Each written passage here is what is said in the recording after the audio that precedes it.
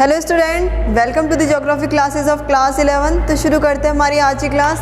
First book जो है हमारी fundamental of geography, chapter number 9 हमारा ऑलमोस्ट कंप्लीट हो चुका है। लास्ट एक टॉपिक है आइसोथर्म, उसको आज हम कंप्लीट कर लेते हैं। और अब तक जो हमने इस चैप्टर में स्टडी किया है तो एक बार उसको भी रिवाइज हम कर ही लेते हैं, ठीक है। Solar radiation, heat balance and temperature. Solar radiation को हमने स्टडी किया कि सोलर रेडिएशन क्या होती है।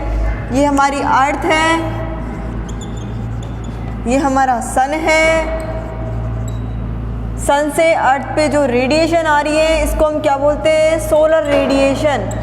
क्या बोलते हैं इनको? Solar radiation. ओके, फिर से रिवाइज कर रहे हैं एक बार, जो आपका टॉपिक कंप्लीट क्लियर हो जाए।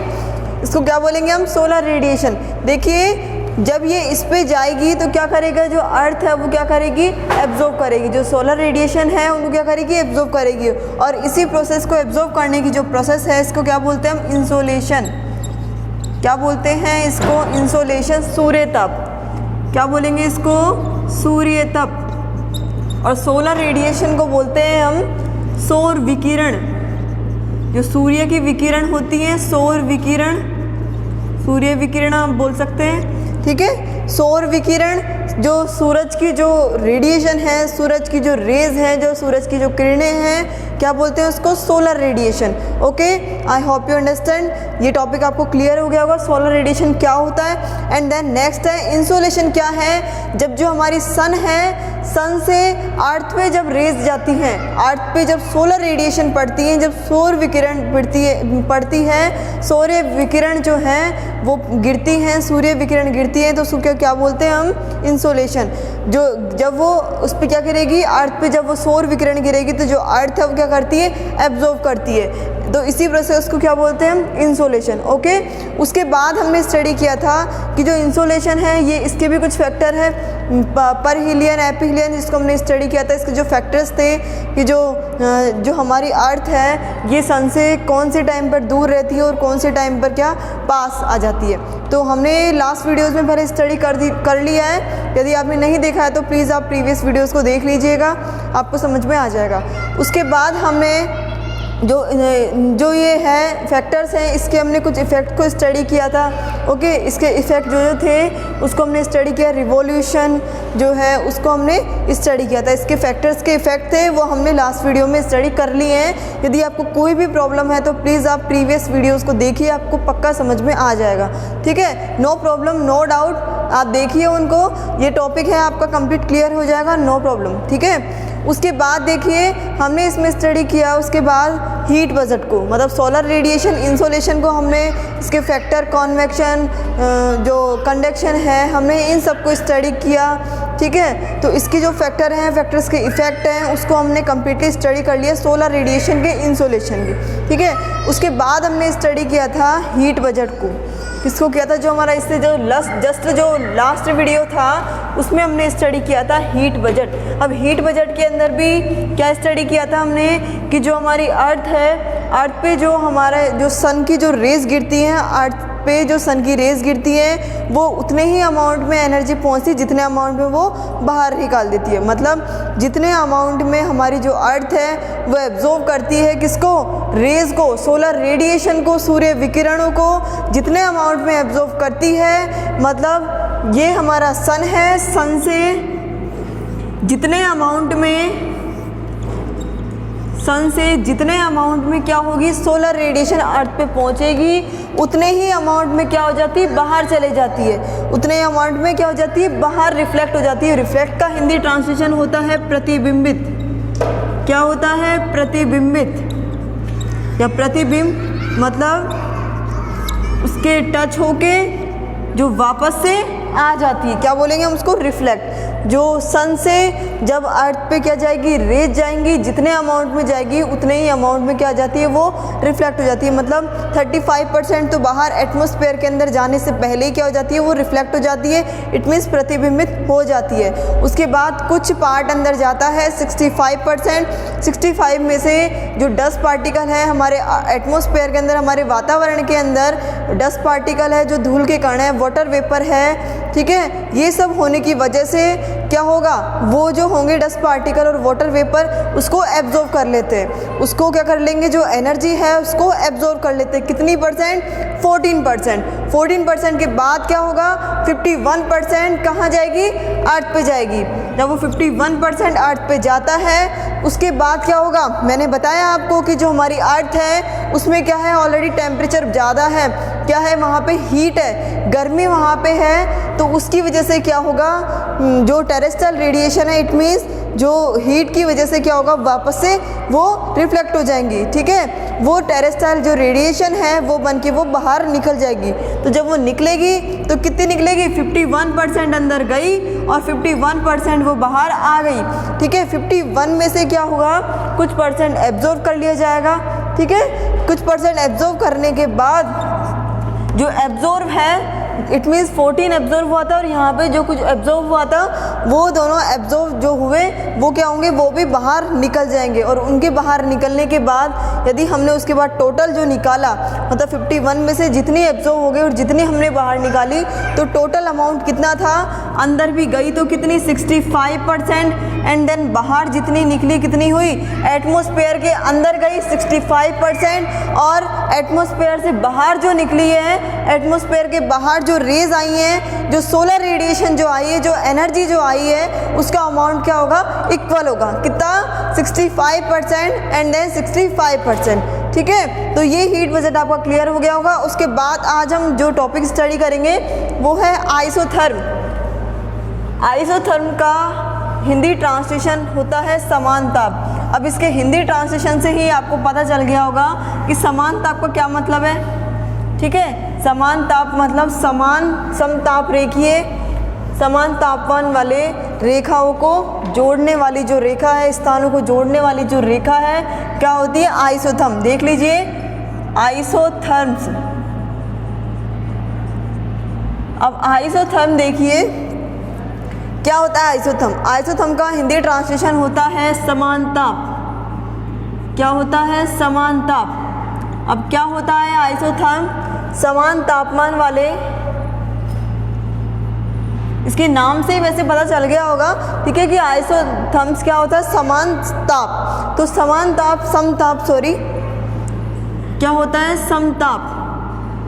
तो समताप का मतलब क्या है, समान तापमान, ठीक है। जो रेखा है समान तापमान वाले जो स्थान है, जो एरियाज हैं, उनको क्या कर देती है, जोड़ देती है। मतलब कहीं पर 20 डिग्री सेल्सियस है, ठीक है, टेम्परेचर, तो जहाँ जहाँ पर 20 डिग्री सेल्सियस जो टेम्परेचर होगा, कोई एक रेखा है जो सारे एरियाज को क्या कर देगी, जोड़ देगी, तो उसको क्या बोलेंगे हम, आइसोथर्म या आइसोबर्ग। उसे ही क्या बोलते हैं, आइसोथर्म या आइसोबर्ग, ठीक है। समान तापमान वाले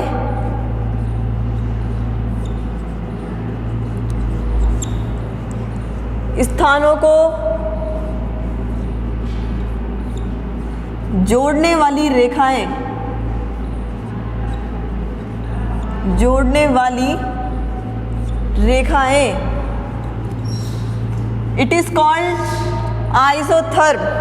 okay, I hope you understand. ये कुछ सिंपल सी चीज़ें आइसोथर्म के बारे में, इसके नाम से आपको पता चल गया। समान ताप, समताप मतलब समान तापमान, जहाँ पे समान तापमान होता है, जिन जिन एरियाज में समान तापमान होता है वहाँ पे एक रेखा होगी, ठीक है। वो रेखा क्या करेगी, जितने भी समान तापमान वाले हैं सारी एरियाज को जोड़ देगी। तो देखिए आप पहले मैप के थ्रू देखिए, ये हमारा वर्ल्ड का मैप है। तो देखिए 20 डिग्री सेल्सियस पर हम पहले एक आइसोबर्ग ले रहे हैं। वैसे काफ़ी सारी क्या होगी, आइसोबर्ग होती है हमारे एटमॉस्फेयर या हम हमारे ग्लोब में देखें, हमारे अर्थ के यदि किसी भी मैप पे देखें या अर्थ पे हम देखें तो बहुत सारी क्या बनी होती है, आइसोबर्ग या आइसोथर्म बनी होती है। इट मीन्स समान तापमान वाली जो रेखाएं हैं वो बनी होती है, ठीक है। तो देखिए 20 डिग्री सेल्सियस का ये रेखा जा रही है। तो देखिए ये जो लाइन जा रही है आइसोबर्ग जो जा रही है, देखिए सबसे पहले यहाँ पे मतलब ये जो सारी जो जगह मैंने यहाँ पे लिखी है वो देख लीजिए,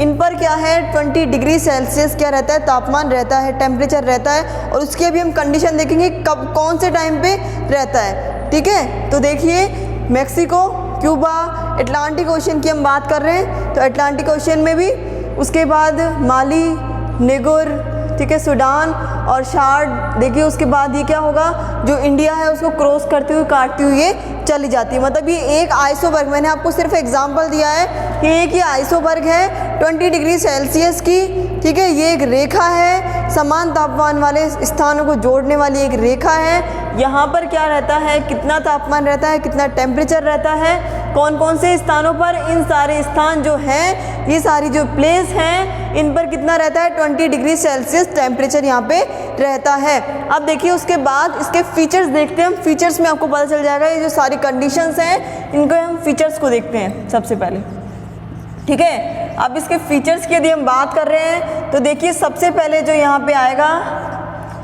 isotherms move north to south, north and south, okay, to season. And then एक बार नेक्स्ट लाइन और हम देख लेते हैं, उसके बाद दोनों को एक साथ देखेंगे। Isotherm move parallel to equator,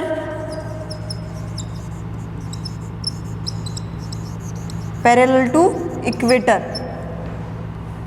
specially कौन से टाइमिंग पे होता है, in Jan and July, January and जुलाई।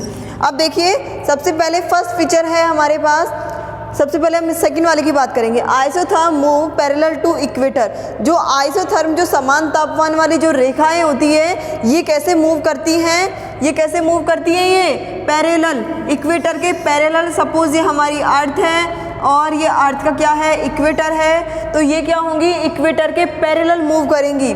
ये जो आइसोथर्म है, जो समान तापमान वाली जो रेखाएं हैं, ये इक्वेटर जो है हमारा, ये क्या है, इक्वेटर, अर्थ का क्या है, ये इक्वेटर, और इक्वेटर की क्या करेंगी, ये पैरेलल मूव करेंगी। ओके, तो ये टॉपिक हुआ हमारा क्लियर। फर्स्ट जो पॉइंट है फीचर इसका, ये क्लियर हो गया। उसके बाद देखिए isotherm move north and south to season. अब देखिए ये क्या कर रही है, पैरेलल मूव कर रही है। तो ये जो पैरेलल मूव कर रही है, ये क्या करेंगे, सीजन टू सीजन क्या होंगी, ये शिफ्ट होंगी। मतलब सीजन टू सीजन कैसे होंगी, शिफ्ट होंगी। यदि हम विंटर सोलिस्टिक की बात करें, जैसे गर्मियों के टाइम की बात करें, गर्मियों के जो प्लेस है वहाँ की हम बात करें, या सर्दियों के समर सोलिस्टिक या विंटर सोलिस्टिक की हम बात करें, तो देखिए सबसे पहले हम देखते हैं ये डायग्राम के थ्रू। सबसे पहले हम समर सोलिस्टिक की हम बात कर लेते हैं। तो देखिए यदि समर सोलिस्टिक की हम बात कर रहे हैं तो क्या होगा, यहाँ पे जो सन है इसकी क्या होंगी, रेज गिरेंगी। ये सब कुछ रहने दीजिए, ठीक है। हम अभी हम इसी की बात कर रहे हैं, वो कुछ ज़्यादा हो जाएगा, तो अभी हम सिर्फ इसकी बात कर रहे हैं। तो देखिए जो नॉर्थ और साउथ की हम यदि बात कर रहे हैं तो यहाँ पे क्या होगा, समर वैकेशन की, समर सोलिस्टिक की हम बात कर रहे हैं। तो समर सोलिस्टिक के टाइम पे क्या होगा, इस जो समर वाले जो एरियाज़ हैं इन पे क्या होगा, जो सन का जो रेज है, सन की जो रेज है वो क्या होगी, ज़्यादा गिरेगी। आपको पता है कि जो हमारी अर्थ है वो कैसी है, टिल्टेड है। कैसी है, अपने एक्सिस पर टिल्टेड है, मतलब वो घूमी हुई है। ऐसा नहीं कह सकते कि वो स्ट्रेट है, वो कैसी है, घूमी हुई है, अपने एक्सिस से वो थोड़ी मुड़ी हुई है, ठीक है। कुछ इस तरीके से वो मुड़ी हुई है, मतलब ऐसा कुछ इसका एक्सिस होता है, ठीक है। तो इस तरीके से वो टिल्टेड है। तो जिस एरिया पे हम समर सोलिस्टिक की बात कर रहे हैं, तो समर सोलिस्टिक में क्या होगा, नॉर्थ वाले एरिया पे क्या होगा, सन की जो रेज हैं वो क्या होंगी, ज़्यादा होंगी। सन की जो रेज हैं वो कैसी होंगी, ज़्यादा होगी। यदि हम विंटर सोलिस्टिक की बात कर रहे हैं तो जस्ट अपोजिट, ठीक है। कैसा होगा, जस्ट अपोजिट। उस टाइम पे क्या होगा, जो सन की जो रेज हैं वो नॉर्थ पे ना जाके क्या होगी, जो साउथ है उस पे क्या होगी, ज़्यादा कैप्चर होगी। साउथ जो रीजन है, साउथर्न जो रीजन है, साउथ वाला जो एरिया है वो क्या करेगा, ज़्यादा उसको कैप्चर करेगा, ठीक है। उसके बाद देखिए स्पेशली इन जैन एंड जुलाई। तो देखिए जैन या जुलाई, यहाँ पे जो शिफ्टिंग जो होती है, जो मेनली जो शिफ्टिंग होती है वो कौन सी टाइमिंग में होती है, मतलब विंटर सोलिस्टिक और समर सोलिस्टिक की हम बात कर रहे हैं। तो जो विंटर सोलिस्टिक की जो शिफ्टिंग होगी वो कब होगी, जैन के मंथ में। एंड देन जो समर सोलिस्टिक की जो शिफ्टिंग होगी वो कब होगी, जुलाई के मंथ में। तो देखिए उसके बाद यदि हम जैन की इसकी बात कर रहे हैं, विंटर सोलिस्टिक की यदि हम पहले बात करते हैं तो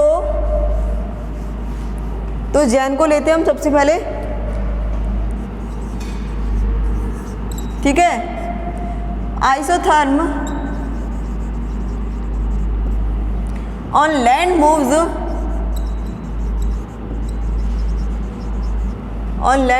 toward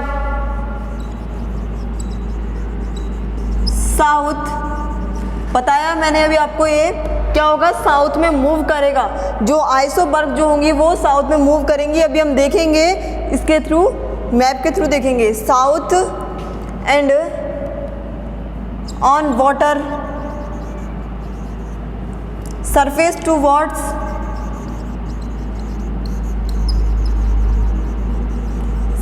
towards north due to different okay heating pattern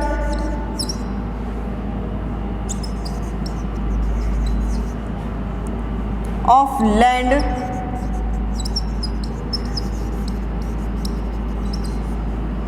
and water. एक बार हम पूरी लैंग्वेज देख लेते हैं, उसके बाद हम देखेंगे आगे। Warm ocean currents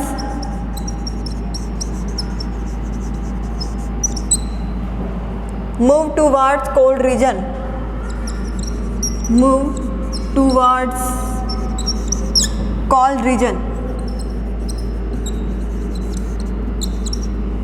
okay, and then no much deviation in southern isotherms।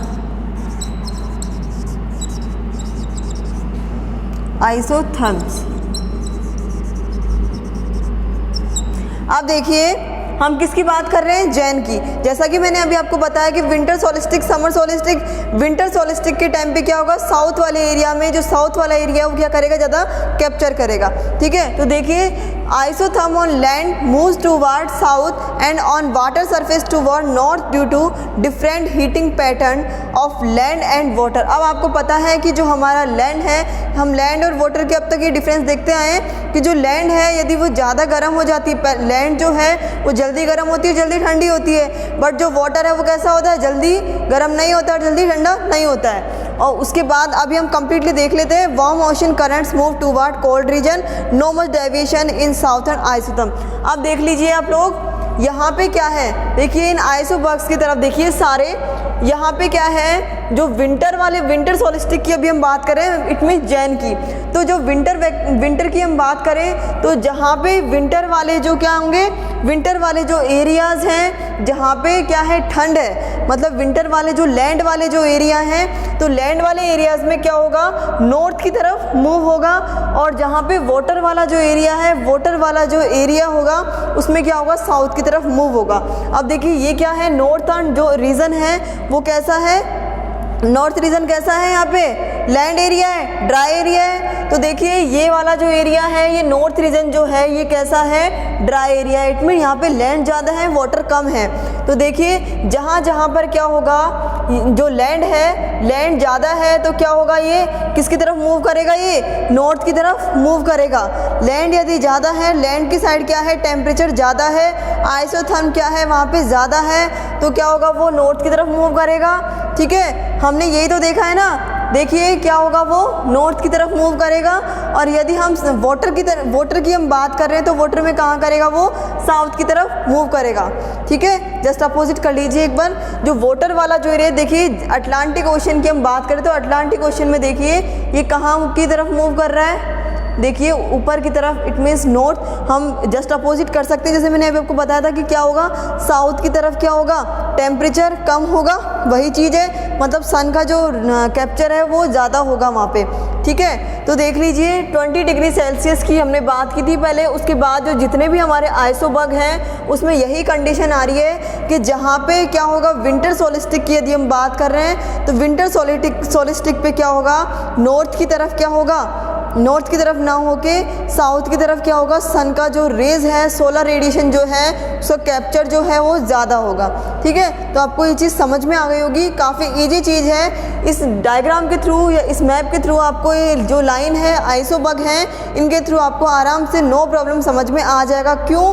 क्योंकि इसको डायरेक्टली ड्रॉ किया हुआ है, ऊपर की तरफ उठी हुई है, इट मीन क्या है, ये ऊपर की तरफ है तो विंटर या समर, लैंड एरियाज है तो लैंड एरियाज है, लैंड एरियाज के अंदर क्या है, समर सोलिस्टिक है तो क्या होगा, नॉर्थ की तरफ मूव कर रही है। ठीक है, उसके बाद क्या होगा, वाटर की तरफ यदि हम बात करें तो वाटर सरफेस वाले जहाँ जहाँ पर वाटर है वहाँ पे क्या होगा, साउथ की तरफ मूव होगा, और लैंड एरियाज में नॉर्थ की तरफ मूव होगा। ये चीज़ आपको ध्यान रखनी है कि लैंड एरियाज में क्या होगा, नॉर्थ की तरफ मूव होगा। विंटर की हम बात करें, विंटर सोलिस्टिक की, जैन टाइम की हम बात करें कि शिफ्टिंग यहाँ पे 2 टाइम पे होती है। कौन से टाइम पे, विंटर सोलिस्टिक की यदि हम बात कर रहे हैं तो जैन, एंड समर सोलिस्टिक की यदि हम बात करें तो जुलाई। ठीक है, तो विंटर सोलिस्टिक की हम बात कर रहे हैं यहाँ पे, तो विंटर सोलिस्टिक में क्या होगा, जो लैंड एरिया जहाँ पे होंगे, लैंड एरिया में जो आइसोबग है वो क्या करेगी, आइसोथर्म जो है, जो रेखा है वो कैसी होगी, नॉर्थ की तरफ मूव करेगी।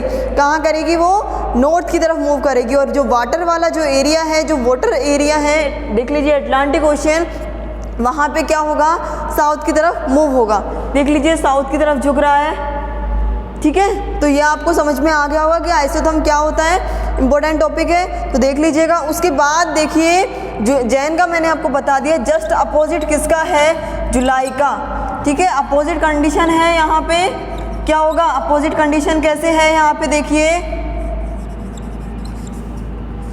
अपोजिट कंडीशन कैसे है, यहाँ पे जो लैंड एरिया होंगे वहाँ वो कैसे होंगे, साउथ की तरफ होंगे, बट जो वाटर एरिया है वो कैसे होंगे, कहाँ होंगे, वो नॉर्थ की तरफ होंगे। ठीक है, तो जस्ट अपोजिट यहाँ पे होगा। ठीक है, साउथ की तरफ तो क्या होगा, यहाँ पे लैंड होंगे, ओके, और जो नॉर्थ की तरफ है वो वाटर होगा। तो ये आपको आइसोथर्म जो है, जो रेखाएं हैं ये आपको समझ में आ गई होगी। यदि कोई भी प्रॉब्लम है तो कमेंट बॉक्स तो आपके लिए खाली है ही, क्वेरी को यूज़ लीजिए आप। उसके बाद देखिए नेक्स्ट जो हमारा लास्ट टॉपिक है इस चैप्टर का, वो है टेम्परेचर रिवर्सल। कौन सा है, टेम्परेचर रिवर्सल।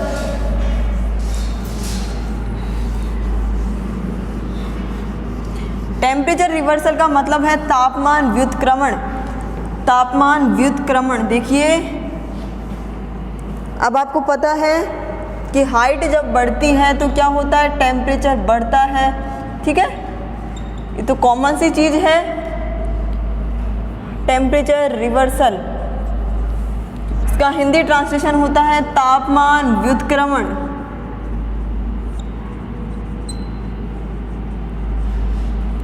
देखिए सिंपल सी चीज है, ये तो आपको आती होगी।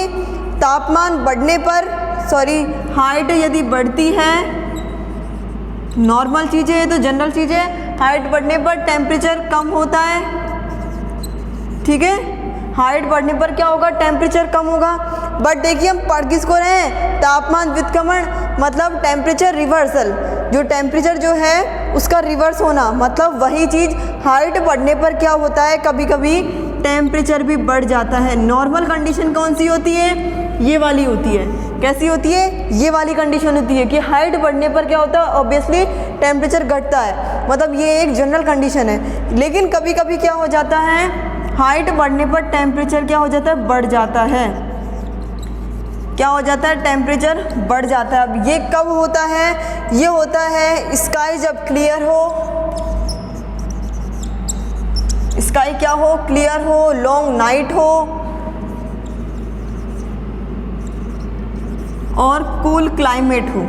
ठीक है, कब होता है ऐसा, कब, कौन सी कंडीशन होती है कि हाइट बढ़ने पर भी टेम्परेचर बढ़ता है, कौन सी कंडीशन होती है, जो स्काई है वो क्लियर होना चाहिए, लॉन्ग नाइट होनी चाहिए, एंड देन जो क्लाइमेट है वो कैसा होना चाहिए, ठंडा होना चाहिए। ठीक है, तो ये हो गया हमारा टेम्परेचर रिवर्सल। ओके, तो ये आपका टॉपिक क्लियर हो गया होगा। यदि कोई भी प्रॉब्लम है तो प्लीज़ आप कमेंट बॉक्स में बता सकते हैं, क्वेरी को यूज़ लीजिए। ओके, आपके लिए ही है। तो ये होता है हमारा chapter number 9 complete. Next video में चैप्टर नंबर 10 की हम बात करेंगे। तो आज का वीडियो हमारा यही एंड होता है। Thank you so much.